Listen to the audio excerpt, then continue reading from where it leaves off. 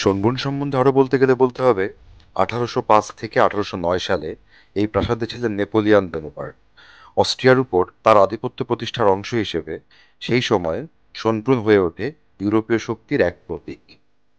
তো আমি এখন এই নেপচুন ফাউন্টেনটিকে পেছনে ফেলে আরো উপরে চলে যাচ্ছি, যেখানে এই শোনব্রুন প্যালেসের সবচেয়ে উঁচু জায়গাটি বিদ্যমান, যেখান থেকে আপনাদেরকে দেখানোর চেষ্টা করব।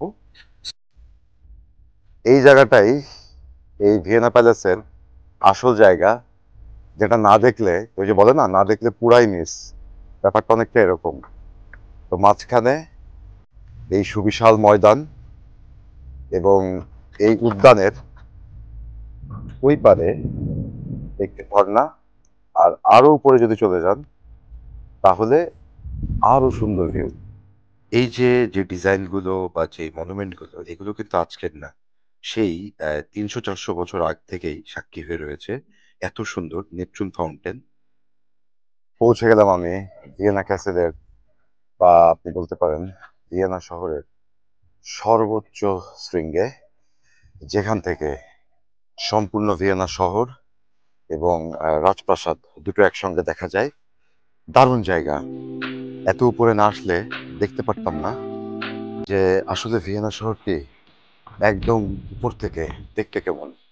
আর দূরে যদি দেখতে চান, সম্পূর্ণ ভিয়েনা নগরীটি এখান থেকে দেখা যায়। ভিয়েনা নগরীতে যেরকম আগেকার বাড়িগুলো আছে ইতিহাসের সাক্ষী হয়ে, ঠিক তেমনই ওই যে দূরে মডার্ন কনস্ট্রাকশন বিল্ডিংও আছে।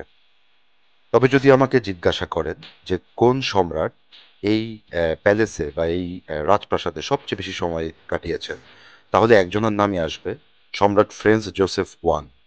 তিনি 1830 সালে এই রাজপ্রাসাদেই জন্মগ্রহণ করেন এবং 1916 সালে এই রাজপ্রাসাদেই মৃত্যুবরণ করেন। তার স্ত্রী ছিল রানী এলিজাবেথ, যিনি আজও ইউরোপের ইতিহাসে সবচেয়ে জনপ্রিয় রানী। প্রাসাদের সবচেয়ে উঁচু এই জায়গাটিতে এসে আমার মনটাই ভরে গেল। এত সুন্দর জায়গা। এখান থেকে সম্পূর্ণ প্রাসাদটি ওই যে দেখুন দেখা যাচ্ছে। এবং শুধু তাই না, পুরো ভিয়েনা শহরের এক পাশের আপনি কিন্তু ভিউ পাবেন এখান থেকে। বেশ ভালোভাবেই চলছিল অস্ট্রীয় হাঙ্গেরি সাম্রাজ্য আর এই শোনবুর্নের জৌলুস। তবে 1918 সালে এই অস্ট্রো হাঙ্গেরি সাম্রাজ্যের পতন হয়। তারপরেই কিন্তু এই শোনবুর্ন রাজপ্রাসাদটি পরিণত হয় একটি ঐতিহাসিক জাদুঘরে। বর্তমানে এটি ইউনেস্কো ওয়ার্ল্ড হেরিটেজ সাইট হিসেবে স্বীকৃত এবং প্রতি বছর প্রায় 80 লাখ পর্যটক এখানে বেড়াতে আসে।